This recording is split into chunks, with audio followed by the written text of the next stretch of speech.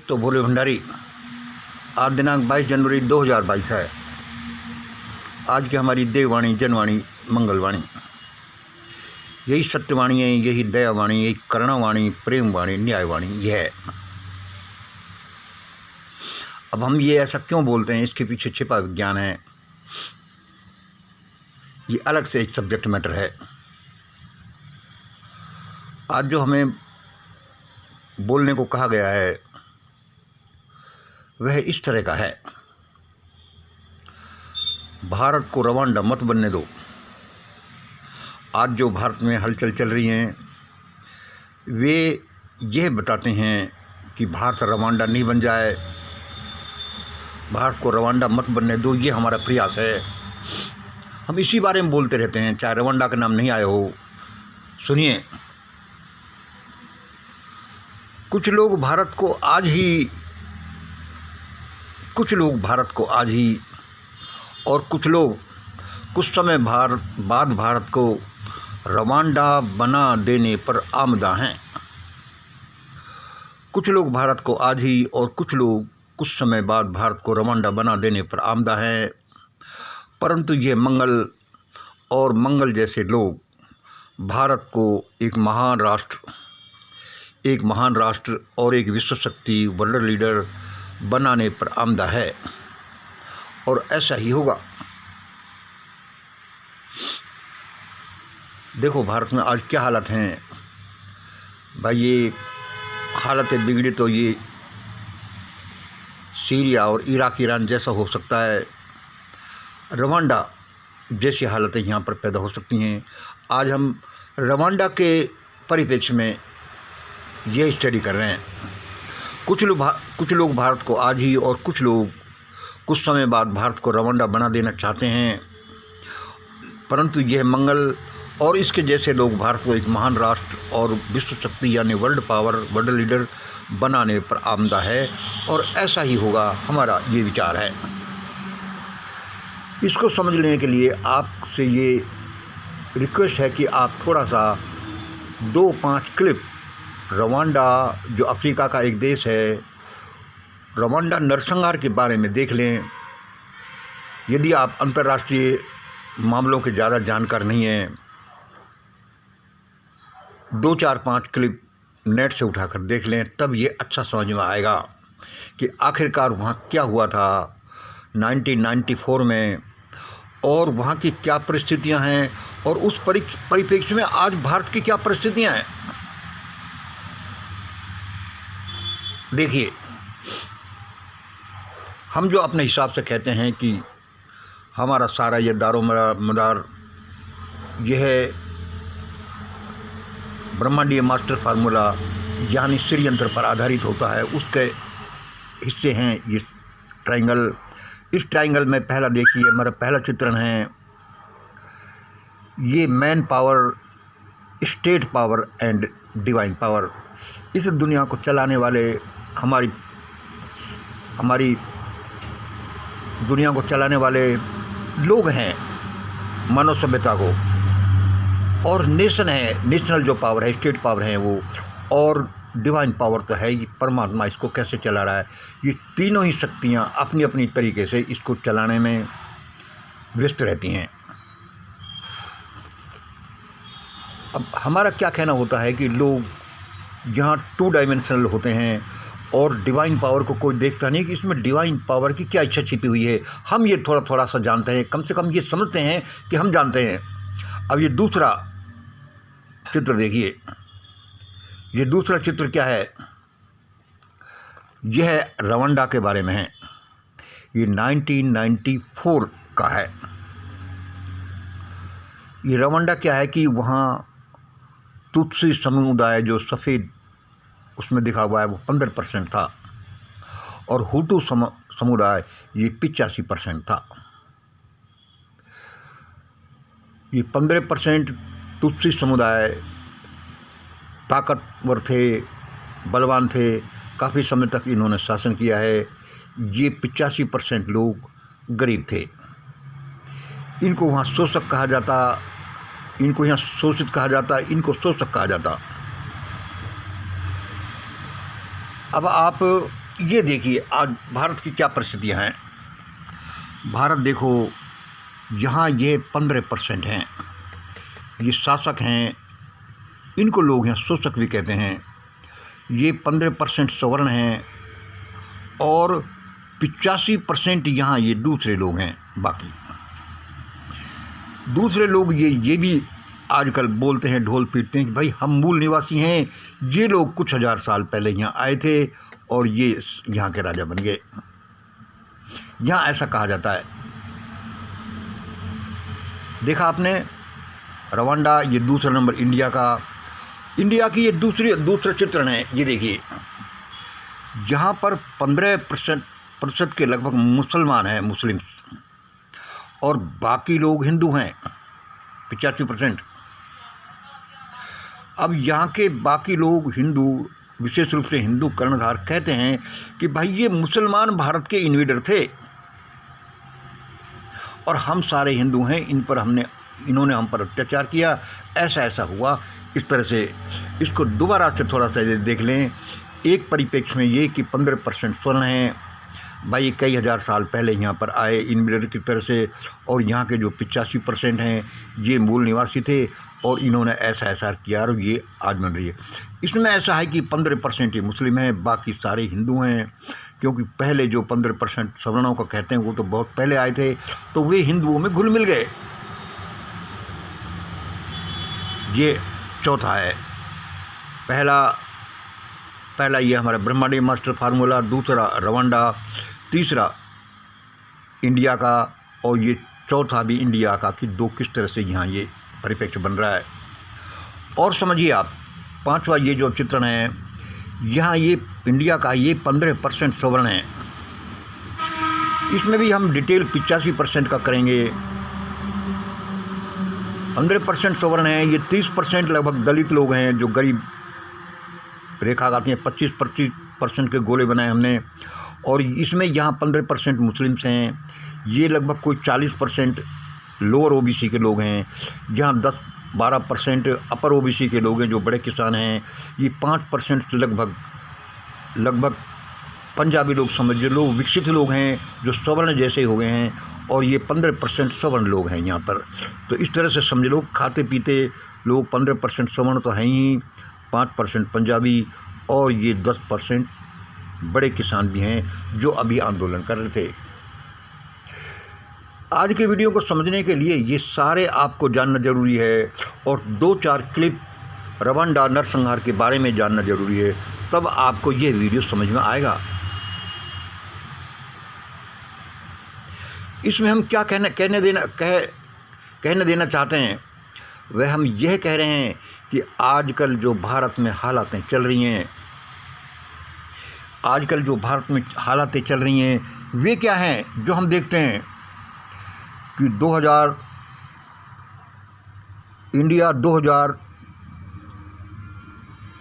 ये देखिए इंडिया 2014 से पहले का, इंडिया 2021 से पहले का, और इंडिया 2021 में जब किसान आंदोलन हुआ, तीनों ही परिप्रेक्ष्य ऐसे हैं कि इन्होंने हालातों को बदला। आज जो हमारे देश में चल रहा है वह 2014 में बीजेपी शासन आया, पहले भी था थोड़े दिनों के लिए, वो नहीं शासन आया, कोरोना आया, लॉकडाउन आया, किसान आंदोलन आया, सीएए आया, और यूएपीए आया, और ये धर्म संसद आई, प्राइवेटाइजेशन आया, और जो भी हमारे यहाँ उथल पुथल हो रही है, अर्थव्यवस्था को बर्बाद करने की, शिक्षा को बर्बाद करने की, जो भी उथल पुथल हो रही है, उसको इस परिप्रेक्ष्य में देखिए कि रवांडा में क्या हुआ और कैसे वो भयानक नरसंहार में वो देश बदल गया, जहाँ पर कि कुछ दिनों के अंदर, लगभग 3 महीनों के अंदर 10 लाख लोगों को लोग किल कर दिए गए। लगभग 100 दिनों के अंदर 10 लाख लोग किल कर दिए गए, और वहाँ पर भी ऐसी परिस्थितियाँ थी कि 15% लोग तुत्सी थे और 85% लोग हुतू थे। आज यहाँ पर दो परिस्थितियाँ हैं, 15% सवर्ण और 85% मूल निवासी जो कहते हैं, या फिर 15% मुस्लिम और 85% हिंदू जो ये हैं। और आज हमारी धर्म संसद होती है या प्रधानमंत्री का भाषण होता है, ये जो सारी उथल पुथल हैं ये बताती हैं कि भारत किधर जा रहा है। थोड़ा बहुत उतार चढ़ाव की तो बात अलग है, दुनिया में चलता रहता है, लेकिन भारत एक अति भयानक दौर से गुजर रहा है, और वह ऐसे गुजर रहा है कि भारत है जो रवांडा में नहीं तब्दील हो जाए। इसलिए हम कहते हैं कि कुछ लोग भारत को आज ही और कुछ लोग कुछ समय बाद भारत को रवांडा बना देने पर आमदा हैं, बना देना चाहते हैं, परंतु कुछ लोग हैं जो ये समझ लो नगाड़ों में टूटी किसी आवाज़ है, जैसे मंगल एंड बहुत से, मैं तो बिल्कुल छोटा हूँ, जो भारत को एक महान राष्ट्र और वर्ल्ड पावर बना देना चाहते हैं और कहते हैं कि ऐसा ही होगा, भगवान इन हालातों से भारत को निकाल देगा। इसमें थोड़ा सा और सुनिए कि लोग ऐसा क्यों कर देना चाहते हैं। भाई क्यों भारत को रवांडा बना देना चाहते हैं। और रवांडा की जहाँ पर आबादी उस समय कोई 1994 में 1 करोड़ से भी नीचे थी, 60-70 लाख समझ लो, जिसमें से 10 लाख लोग मारे गए। और यदि ऐसी हालातें यहाँ पर पैदा हो जाती हैं, इंडिया में पैदा हो जाती हैं, तो 135 करोड़ लोगों के देश में क्या होगा। ये सोचने से ही हम सिहर जाते हैं सारे लोग। लेकिन दिक्कत यह है कि यहाँ जागरूकता नहीं है, शिक्षा नहीं है, यहाँ खाते पीते लोग नहीं हैं। 70-80% तो लोग फ्रॉम हैंड्स टू माउथ रहते हैं। वो कुछ जानते नहीं बेचारे, सिवाय रोजी रोटी कमाने और खाने के। अब हम थोड़े बहुत पढ़े लिख गए तो ये बात करते हैं, लोगों को भी समझाने की कोशिश करते हैं, खुद भी समझते जाते हैं। यह थोड़ा सा देखिए कि अब ये क्या हो रहा है देश में। ये जो धर्म को, अर्थ को, शिक्षा को, और जो भी ये कवायद हो रही है, ये क्यों हो रही है। ये भारत को एक रवांडा में बदलने की कवायद हो रही है। क्यों हो रही है कि वो समझते हैं कि भाई उसको अभी रवांडा बना लो, वरना कभी आगे, अभी रवांडा बना लो, कभी आगे आप आगे वाला रवांडा में तुम नहीं फंस जाओ। क्योंकि हालातें तो हालातें हैं, ये सारा दारोमदार हालातों पर निर्भर है। जैसी हालातें बढ़ेंगी रिजल्ट वैसे ही निकलेंगे।